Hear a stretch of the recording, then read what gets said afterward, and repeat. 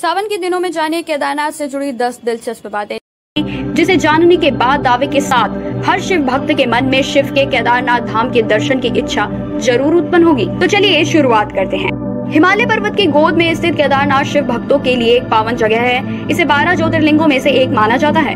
यहाँ दर्शन करने मात्र से भक्तों को मोक्ष की प्राप्ति हो जाती है। खराब मौसम के चलते साल में 6 महीने बंद रहने वाले इस मंदिर के कपाट इस समय भक्तों के लिए खुले हुए हैं। मान्यता के अनुसार इस जगह बैल के रूप में भोलेनाथ ने दिए थे दर्शन। तो चलिए जानते हैं केदारनाथ से जुड़े रोचक तथ्य। लेकिन दर्शकों, उससे पहले आपसे हमारी एक छोटी सी अपील है कि अगर आप हमारे चैनल पर नए हैं तो हमारे चैनल को सब्सक्राइब कर लें और साथ ही बेल आइकन को प्रेस करें ताकि आप हमारे चैनल पर आने वाली सभी वीडियोस को सबसे पहले देख सकें। तो चलिए शुरुआत करते हैं।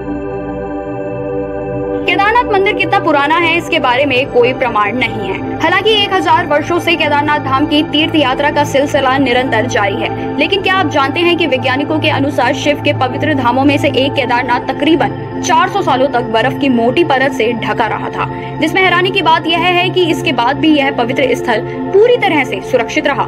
दरअसल देहरादून के वाजिया इंस्टीट्यूट के हिमालयन जियोलॉजिकल वैज्ञानिक विजय जोशी के अनुसार 13वीं से 17वीं शताब्दी तक यानी 400 साल तक एक छोटा हिमयुग आया था, जिसमें हिमालय का एक बड़ा क्षेत्र बर्फ के अंदर दब गया था। उसमें यह मंदिर क्षेत्र भी शामिल था। वैज्ञानिकों के अनुसार मंदिर की दीवार और पत्थरों पर आज भी इसके निशान देखे जा सकते हैं। 400 साल तक बर्फ के अंदर दबे रहने के बावजूद यह मंदिर पूरी तरह से सुरक्षित रहा। लेकिन जब बर्फ हटी तो मंदिर के ऊपर बर्फ के हटने के निशान बने रह गए और इन्हीं निशानों के आधार पर यह पता लगाया गया कि केदारनाथ मंदिर तकरीबन 400 साल तक बर्फ की सतह के बीच दबा था और जिसके बाद भी यह मंदिर बिल्कुल सुरक्षित है।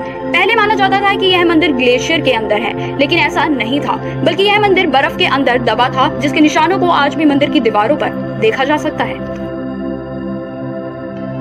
केदारनाथ धाम में एक तरफ करीब 22,000 फुट ऊंचा केदार, दूसरी तरफ 21,600 फुट ऊंचा खर्च कुंड और तीसरी तरफ 22,700 फुट ऊंचा भरत कुंड का पहाड़ है। न सिर्फ 3 पहाड़ बल्कि 5 नदियों का संगम भी यहाँ है, जिसमें मंदाकिनी, मधुगंगा, धीरगंगा, सरस्वती और स्वर्णगौरी शामिल है। इन नदियों में अलकनंदा की सहायक मंदाकिनी आज भी मौजूद है। इसी के किनारे है केदारेश्वर धाम।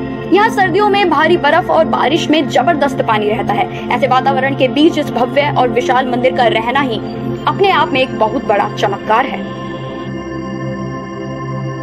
पांच केदार की कथा ऐसी मानी जाती है कि महाभारत के युद्ध में विजयी होने पर पांडव भ्रात हत्या के पाप से मुक्त होना चाहते थे। इसके लिए वे भगवान शंकर का आशीर्वाद पाना चाहते थे, लेकिन शिव पांडवों से रुष्ट थे। भगवान शंकर के दर्शन के लिए पांडव काशी गए, पर वे उन्हें वहां नहीं मिले। उसके बाद पांडव उन्हें खोजते हुए हिमालय पहुंचे और वहां पर भी भगवान के दर्शन उन्हें ना हो सके। दरअसल भगवान शंकर पांडव को दर्शन देना ही नहीं चाहते थे, इसलिए वे वहां से अंतर्ध्यान होकर केदार में जा बसे।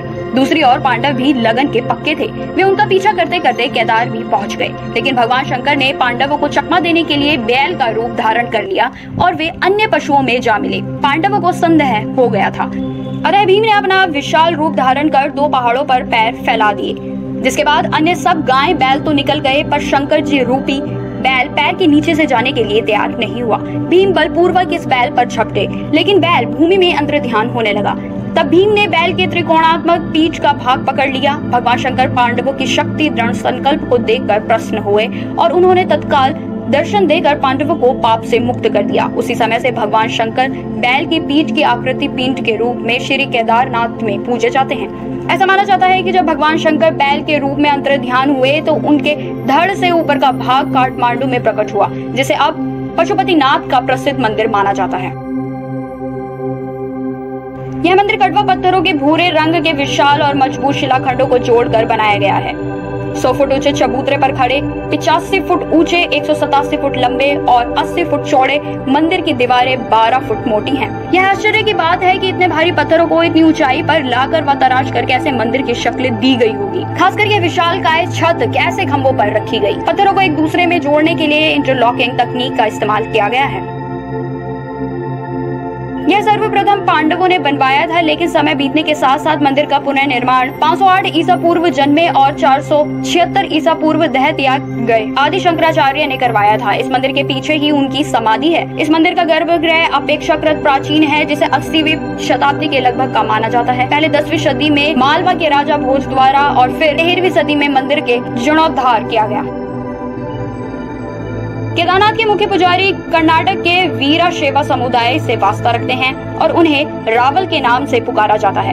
रावल प्रमुख पुजारी होने के बावजूद दूसरे मंदिरों की तरह केदारनाथ में खुद से पूजा नहीं करते, बल्कि वो दूसरे पंडितों को पूजा करने के लिए निर्देश देते हैं। शीत ऋतु में मंदिर के द्वार बंद कर दिए जाते हैं। 6 महीने तक मंदिर के अंदर दीपक जलता रहता है। पुरोहित ससम्मान पट बंद कर भगवान के विग्रह एवं दंडी को 6 महीने तक पहाड़ के नीचे ऊखीमठ में ले जाते हैं। 6 महीने बाद मई के माह में केदारनाथ के कपाट खोले जाते हैं और तब उत्तराखंड की यात्रा प्रारंभ होती है। इस बीच 6 महीने तक मंदिर के आसपास कोई नहीं रहता, लेकिन आश्चर्य की बात यह है कि 6 महीने तक भी दीपक जलता रहता है और निरंतर पूजा भी होती रहती है। कपाट खुलने के बाद यह भी आश्चर्य का विषय है कि इस पावन मंदिर को कपाट बंद करने से पहले जिस परिस्थिति में छोड़ा जाता है, उसी परिस्थिति में यह मंदिर उन्हें खुलने पर मिलता है, जिसमें साफ सफाई से लेकर हर एक चीज अपनी जगह पर उसी तरह मिलती है जिस तरह उसे जगह पर छोड़ा जाता है।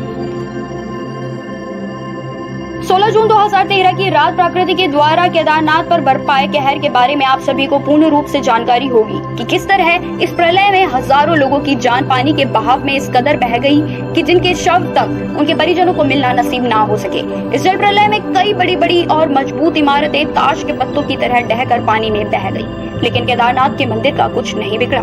आश्चर्य तो तब होता है कि जब पीछे पहाड़ी से पानी के बहाव से लुढ़कती हुई विशाल की चट्टान आई और अचानक वह मंदिर के पीछे ही रुक गई। उस चट्टान के रुकने से बाढ़ का पानी 2 भागों में विभक्त हो गया व यह चट्टान मंदिर के आगे एक ढाल समान रूप में अड़ गई, जिसकी वजह से मंदिर सुरक्षित हो गया। इस ऐतिहासिक मंदिर का मुख्य हिस्सा और सदियों पुराना गुम्बद सुरक्षित रहे, लेकिन मंदिर का प्रवेश द्वार और उसके आसपास का इलाका पूरी तरह से तबाह हो गया।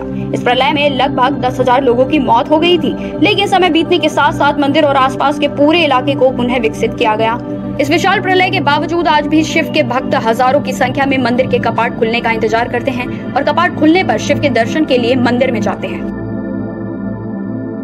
उत्तराखंड में स्थित केदारनाथ का यह इलाका चोराबारी ग्लेशियर का एक हिस्सा है। वैज्ञानिकों का कहना है कि ग्लेशियरों का लगातार पिघलते रहने और चट्टानों के खिसकते रहने से आगे भी इस तरह का जल प्रलय या अन्य प्राकृतिक आपदाएं आती रहेंगी।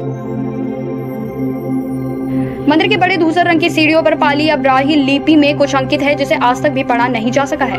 यह विशाल और पवित्र स्थान भगवान शंकर में आस्था रखने वालों के लिए मोक्ष द्वार समान है एवं माना जाता है कि केदारनाथ के दर्शन करने का अर्थ साक्षात शिव के चरणों में शरण पाना है। तो दर्शकों, यह थी केदारनाथ धाम से जुड़ी 10 दिलचस्प बातें, जिन्हें जानकर निसंदेह अगर आप भी शिव के भक्त हैं तो आपके मन में भी केदारनाथ जाने का विचार जरूर आया होगा। इसी के साथ इस जानकारी में इतना ही। अगर आपको वीडियो पसंद आई हो तो वीडियो को लाइक करें, शेयर करें और साथ ही हमारे चैनल से जुड़ने के लिए चैनल को सब्सक्राइब करना ना भूलें। और हाँ, केदारनाथ के बारे में जानकारी आपको कैसी लगी हमें कमेंट कर अवश्य बताएं। नमस्कार।